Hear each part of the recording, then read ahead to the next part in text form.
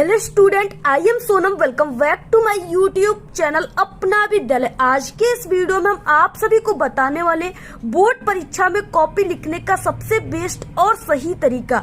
और आपको इस बार बोर्ड परीक्षा में कॉपी ऐसे ही लिख करके आना है।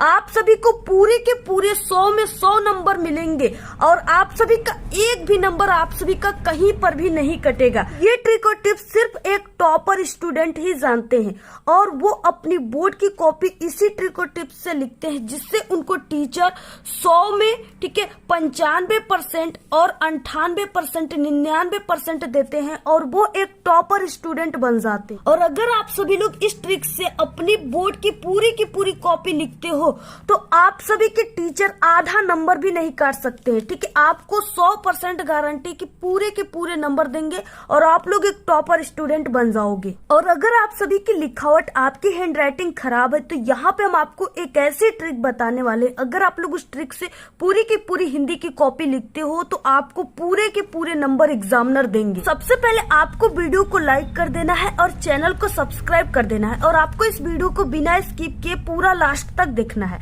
तो सबसे पहले देखिए कि ये है 2024 बोर्ड का हिंदी का बिल्कुल रियल पेपर। और सबसे पहले कि आप सभी को वीडियो को लाइक कर देना है, चैनल पे नहीं तो चैनल को सब्सक्राइब करके आपको बेल आइकन को जरूर प्रेस कर देना है और आपको इस वीडियो को बिना स्किप के पूरा लास्ट तक देखना है। सबसे पहले कि ये देखिए, ये है 2024 बोर्ड का हिंदी का पेपर। आपको बोर्ड एग्जाम के दिन क्या क्या अपने साथ लेकर जाना है, तो आपके पास एक स्केल होना चाहिए और इसके अलावा आपके पास कुछ पेन होना चाहिए। ठीक है, इस तरीके से आपके पास ये जो स्केल है ये 30 सेंटीमीटर का यानी बड़ा वाला स्केल होना चाहिए और इसके अलावा आपके पास कुछ पेन होना चाहिए जिसमें ब्लू और ब्लैक पेन होना चाहिए। ठीक है, आप सभी लोग जो भी पेन लेकर आप लोग बोर्ड एग्जाम देने जाओगे, आपको सबसे पहले उस पेन को अच्छे तरीके से चला लेना है कि वो चल रहा है कि नहीं चल रहा है। ठीक है, तो इस तरीके से आपको पेन लेकर जाना है और इसके अलावा आपको एक हाइलाइटर लेकर जाना है। ठीक है, इसका यूज टॉपर स्टूडेंट कहाँ करते हैं जिससे उनको पूरे नंबर मिलते हैं, ये तरीका भी हम आपको बताएंगे। आपको एक स्केच भी ले लेना है। ठीक है, ब्लैक स्केच, OMR शीट। ठीक है, जो ऑब्जेक्टिव क्वेश्चन आता है उसका आंसर आप सभी को इसी पर लिखना होता है।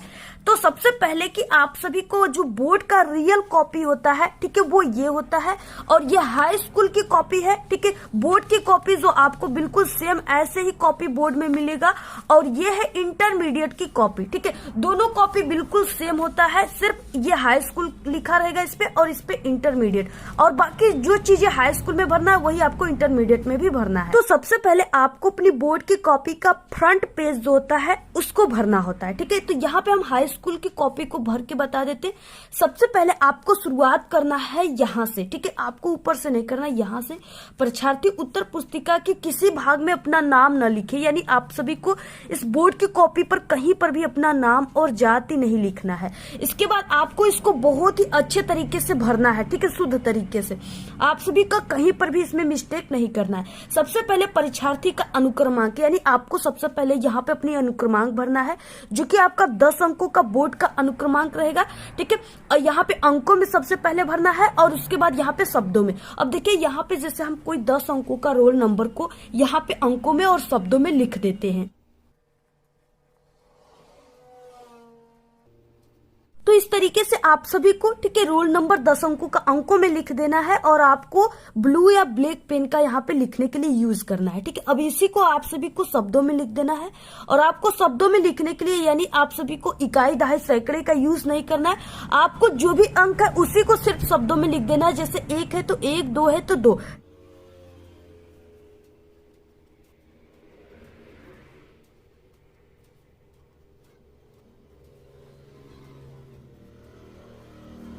इस तरीके से आपको लिखने के बाद यहाँ पे आपको विषय लिखना है। ठीक है, विषय में हम आपको हिंदी की कॉपी लिखना बता रहे हैं तो आपको यहाँ पे हिंदी लिखना है।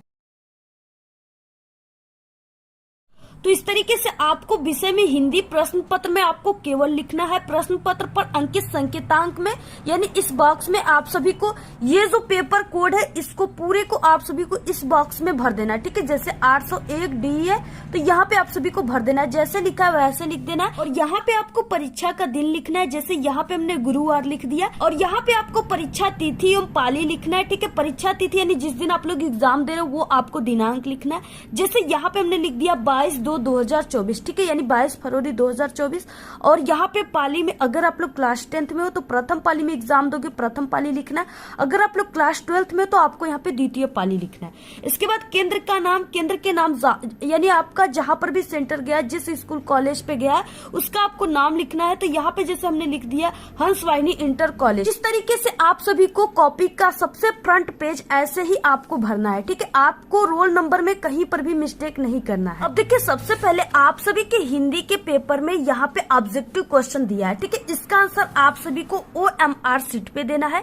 तो ये प्रोसेस हम आपको लास्ट में बताएंगे, कैसे आपको OMR शीट भरना है और कैसे ऑब्जेक्टिव क्वेश्चन को इसमें लिखना है। ठीक है, सबसे पहले कि हम आपको ये बताएंगे कि इसमें जो सब्जेक्टिव क्वेश्चन है यानी जिसको लिखा जाता है जिसका आंसर, ठीक है, जिसको एग्जामिनर सबसे पहले आपके बोर्ड के कॉपी में देखते हैं और आपको पूरे नंबर देते हैं, वो तरीका हम आपको सबसे पहले लिखने वाला बताएंगे। सबसे पहले देखिए खंड ब और वर्णनात्मक प्रश्न। ठीक है, यानी 21 नंबर का क्वेश्चन है और यहाँ से आपको आंसर लिखना स्टार्ट किया जाता है। तो यहाँ पे क्या है, निम्नलिखित गद्यांश पे आधारित दिए गए प्रश्नों के उत्तर लिखिए। यानी यहाँ पे दिया हुआ है एक गद्यांश और इसके नीचे 3 क्वेश्चन है। ठीक है, पर क्वेश्चन 2-2 नंबर का है, यानी 6 नंबर का है। और आपको सबसे पहले कैसे लिखना स्टार्ट करना है, प्रारंभ करना है, जिससे एग्जामिनर देख करके बहुत ज्यादा खुश हो जाए और आपको पूरे के पूरे नंबर दे। सबसे पहले आपको स्केल और स्केच की सहायता से आपको अपनी कॉपी में इस साइड में लाइनिंग कर लेना है। ठीक है, यहाँ पे आपको एक स्केल का ऐसे गैप देकर यहाँ से आपको लाइनिंग कर लेना है। आप लोग ब्लैक स्केच से या ब्लैक पेन से, दोनों में से किसी से भी आप लोग ऐसे लाइनिंग कर सकते हो। लाइनिंग करने के बाद सबसे पहले आपको खंड ब, ठीक है, कॉपी के सबसे ऊपरी सिरे पर यहाँ पे आपको खंड ब लिखना है और आपको नीचे वाली लाइन में यहाँ पे आपको वर्णनात्मक प्रश्न लिखना है।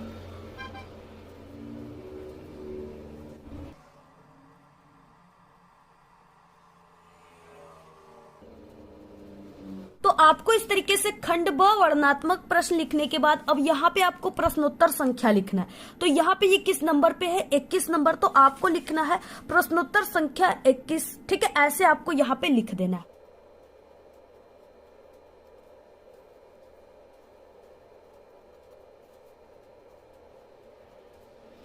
प्रश्नोत्तर संख्या 21 ऐसे लिखने के बाद अब यहाँ पे देखिए क्या है, इसमें 2 दिया हुआ है गद्यांश जिसमें आपको किसी एक का करना है।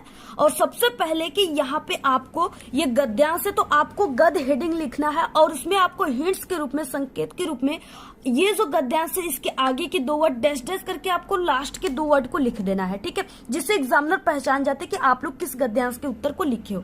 तो यहाँ पे रोहतास दुर्ग, ठीक है, डैश डैश असंभव था, ऐसे आपको लिख देना है।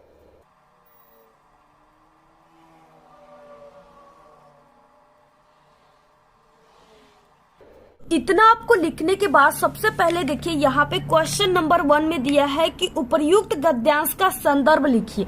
यानी आप सभी को संदर्भ लिखना है। संदर्भ में आपको पाठ का नाम, लेखक का नाम लिखा जाता है। ठीक है, तो एक टॉपर स्टूडेंट संदर्भ कैसे लिखते हैं जिससे उनको पूरे के पूरे 2 नंबर मिलते, वो तरीका हम आपको बताने वाले हैं। ठीक है, और देखिए संदर्भ यानी इसमें पाठ का नाम में क्या हो जाएगा, यहाँ पे दिया हुआ है ममता। ठीक है, इस तरीके से ममता दिया है, यानी ये ममता पाठ से है और इसके लेखक जयशंकर प्रसाद है। तो अब आपको देखिए संदर्भ कैसे लिखना है। सबसे पहले कि आपको यहाँ पे नंबर 1 लिखना है और यहाँ पे आपको संदर्भ हेडिंग डालना है। अब आपको संदर्भ लिखने के बाद अब आपको संदर्भ कैसे लिखना प्रारंभ करना है। ठीक है, तो आपको शुरुआत करना है प्रस्तुत, और ये गद्यांश है तो गद्यांश। ठीक है, प्रस्तुत गद्यांश हमारी पाठ्य पुस्तक, ऐसे आपको लिखना स्टार्ट करना है।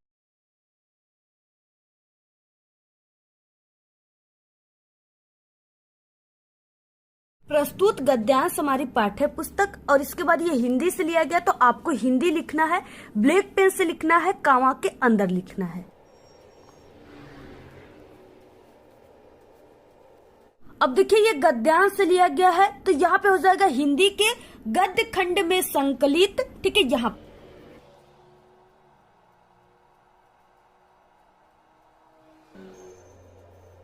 हिंदी के गद्य खंड में संकलित। इसके बाद आपको यहाँ पे पाठ का नाम लिख देना है, ब्लैक पेन से लिखना है, कामा के अंदर लिखना है। यहाँ पे पाठ का नाम हो जाएगा ममता। ठीक है, ममता नामक पाठ से लिया गया है।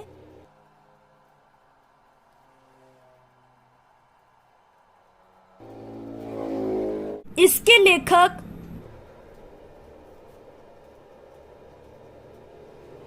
और इसके लेखक, ठीक है, तो ममता कहानी के लेखक कौन है? जयशंकर प्रसाद। तो आपको ब्लैक पेन से लिखना है जयशंकर प्रसाद।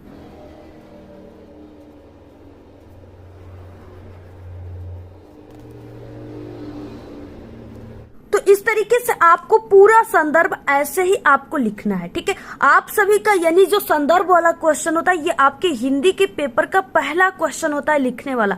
आपको इसको जितना अच्छा हो सके उतने अच्छे तरीके से लिखना है, क्योंकि इसी फर्स्ट पेज को ही देख करके टीचर आप सभी के बहुत ज्यादा खुश होते हैं, इंप्रेस होते हैं और आपको पूरे के पूरे नंबर देते चले जाते हैं। और ये जो संदर्भ लिखने की तरीका है, यह एक टॉपर की तरीका है। जैसा कि हम एक टॉपर स्टूडेंट है और हमने भी ऐसे लिखे था जिससे मुझे पूरे के पूरे हिंदी में 100 में 100 नंबर मिले थे। ठीक है, तो आप सभी को इसी तरीके से लिखना है। और बोर्ड एग्जाम की कॉपी में आप सभी को शुरू के 2 पेज में, ठीक है, आपको बहुत ही बेस्ट हैंडराइटिंग में लिखना है, जैसा आप लोग सपने में भी ना देखे हो।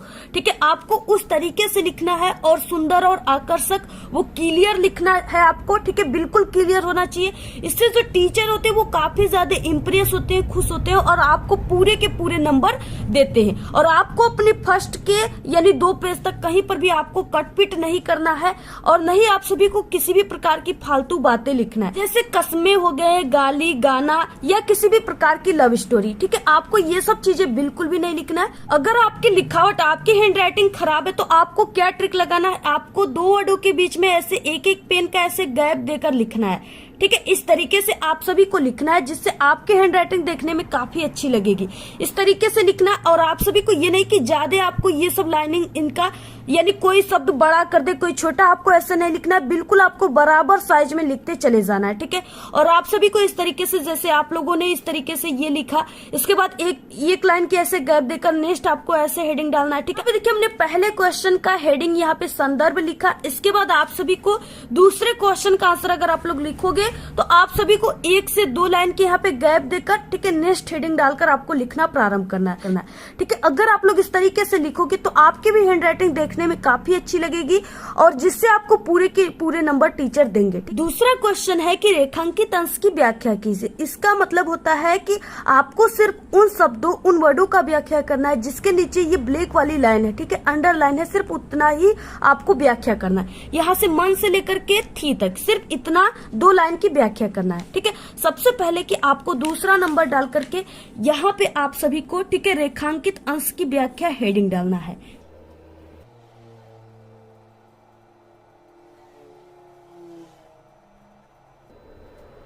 तो यहाँ पे आपको दूसरे नंबर में रेखांकित अंश की व्याख्या हेडिंग डालना है। ठीक है, आप सभी को देखिए वही चीजें लिखना होता है, यानी जो शब्द है बिल्कुल वही लिखना होता है, सिर्फ आपको अपने शब्दों में इसको थोड़ा सा बनाकर लिखना होता है। ठीक है, अब देखिए किस तरीके से आप सभी को लिखना स्टार्ट करना है रेखांकित अंश की व्याख्या। तो आपको देखिए सबसे पहले कि इन 4 वर्ड को आप लोग याद कर लीजिए, इन्हीं 4 वर्डों से आपको लिखना स्टार्ट करना है। ठीक है, प्रस्तुत पंक्ति में लेखक कहते हैं कि ममता हर प्रकार के सुख से संपन्न है, फिर भी विधवा जीवन के कठोर अभिशाप से उसका मन तरह तरह के विचारों और भावों की आंधी से भरा हुआ है।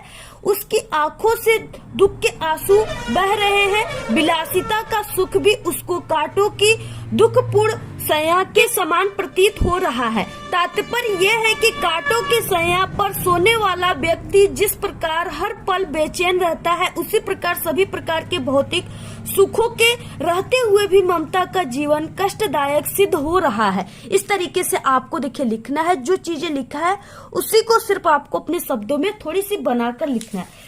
अब यहाँ पे देखिए तीसरे में क्वेश्चन है कि ममता कौन थी और उसकी क्या स्थिति थी। इसका आंसर आपको इसी गद्यांश में से ढूंढकर लिखना होता है। ठीक है, अब देखिए ममता कौन थी, तो यहाँ पे चूड़ामणि की अकेली दुहिता थी, यानी चूड़ामणि जो है उसकी अकेली बेटी ममता थी, उसकी क्या स्थिति थी? तो यहाँ पे क्या हो जाएगा, ममता एक विधवा थी, ठीक है, यानी ममता विधवा थी। यहाँ पे इसका आंसर मिल गया। अब आपको देखिए तीसरा ऐसे नंबर लिख करके इसमें लिखना है ममता चूड़ामणि की अकेली बेटी थी, ममता विधवा थी, ठीक है, इस तरीके से आपको लिखना है। अगर आप लोग इस तरीके से लिखते हो तो आपको पूरे के पूरे 6 नंबर मिलेंगे, 2-2 नंबर पर क्वेश्चन पे 6 नंबर मिलेंगे, ठीक है।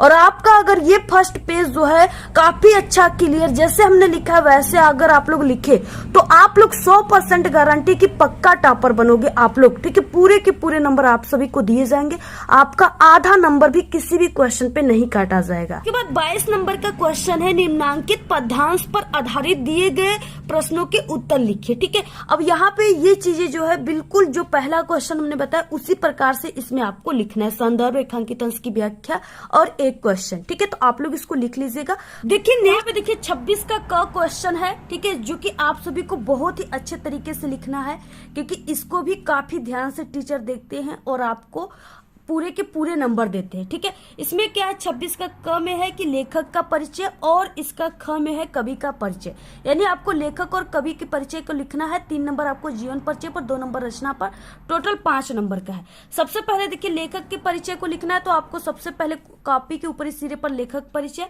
उसके बाद यहाँ पे आपको प्रश्नोत्तर संख्या 26 का क करना है पहले, तो आपको 26 का क लिखना है। इसमें से आप लोग तीनों में से किसी एक को लिखना है, तो यहाँ पे जयशंकर प्रसाद, तो आपको यहाँ पे जयशंकर प्रसाद लिखना है, ठीक है। और यहाँ पे आप सभी को जीवन परिचय लिखना है। यहाँ पे देखिए यानी टॉपर स्टूडेंट किस तरीके से जीवन परिचय लिखते हैं जिससे उनको पूरे के पूरे 5 नंबर मिलते हैं, तो वो इस तरीके से बॉक्स बनाकर लिखते हैं, ठीक है। आपको भी इस तरीके से बॉक्स बनाकर अगर आप लोग लिखोगे तब आपको पूरे के पूरे 5 नंबर मिलेंगे। और अगर आप सभी लोग हाईलाइटर का यूज करना चाहते हो तो जो इंपॉर्टेंट चीज है उससे आप लोग ऐसे हाईलाइट कर सकते हो, ठीक है। और इस तरीके से आपको पूरा जीवन परिचय लिखना है, आप लोग पूरा इसका स्क्रीनशॉट ले लीजिए। देखिए इसके बाद आप सभी को 2 नंबर रचनाओं पर मिल रहा है, तो आपको इस तरीके से, ठीक है, इनकी रचनाएं हेडिंग डालकर आपको इस तरीके से इनके 2-3 रचनाओं को लिख देना है, जिससे आपको 2 नंबर इस पे, 3 नंबर जीवन परिचय पर, टोटल आपको 5 नंबर मिल जाएंगे, ठीक है। इसी तरीके से आपको जीवन परिचय लिखना है। ये आपके हिंदी के पेपर में पत्र लेखन 4 नंबर का आता है, तो आपको पूरा इसी तरीके से पत्र लेखन लिखना है, तभी आपको पूरे के पूरे 4 नंबर मिलेंगे, ठीक है। तो इस तरीके से आप लोग स्क्रीनशॉट ले लीजिए। अब देखिए आपको ऑब्जेक्टिव क्वेश्चन को कैसे करना है। सबसे पहले कि आपको OMR शीट को भरना है, ठीक है। आपको यहाँ पे प्रश्न पत्र मार्का सीरीज में आपको ये जो कोष्टक में दिया है DE, इसको आपको पहले कोष्टक में D और इसमें DE भर देना है, ठीक है। और इसके बाद यहाँ पे जहां पर भी D है उसको, उस गोले को आपको भर देना है। यहाँ पे E है तो आपको इस गोले को ऐसे भर देना है, अच्छे तरीके से गोले को भरना है आपको, ठीक है। इसके बाद देखिए आपको क्या करना है, यहाँ पे आप लोग अपनी चार्ट में ऐसे हस्ताक्षर कर दीजिएगा, ठीक है।